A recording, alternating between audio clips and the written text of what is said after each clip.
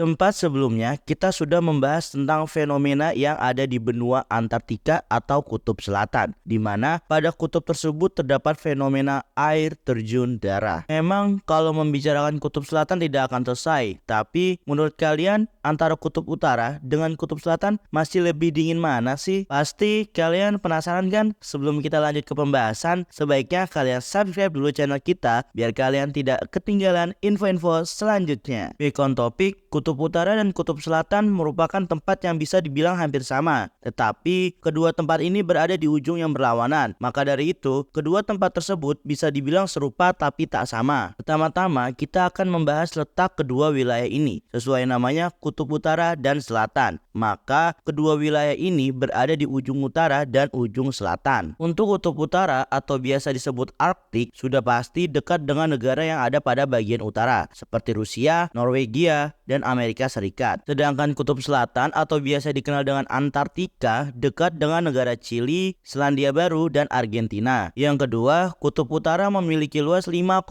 juta mil dan di wilayah tersebut lebih banyak lautan yang beku yang dikelilingi oleh daratan. Sedangkan Kutub Selatan adalah daratan dengan luas 6 juta mil persegi yang ditutup es. Seperti dataran pada umumnya, Kutub Selatan memiliki gunung, danau, dan dikelilingi oleh lautan. Yang ketiga, perbedaan Kutub Utara dan Kutub Selatan terdapat pada ketebalan esnya. Untuk Kutub Utara, ketebalan esnya bervariasi mulai dari beberapa sentimeter sampai 2 meter. Dan ketika musim panas, biasanya akan timbul retakan-retakan es. Terus, kalau untuk Kutub Selatan, berapa? Untuk ketebalan di Kutub Selatan yang 99% lapisan es dan gletser memiliki ketebalan mencapai 4.700 meter. Wah, tebal banget ya. Dan kalian harus tahu kalau antara penguin dan beruang kutub itu tidak pernah ketemu loh. Hah? Bukannya sama-sama hidup di es ya? Kok nggak pernah ketemu? Iya, soalnya penguin hanya ditemukan di Kutub Selatan, sedangkan beruang kutub hanya ditemukan di Kutub Utara saja. Yang keempat,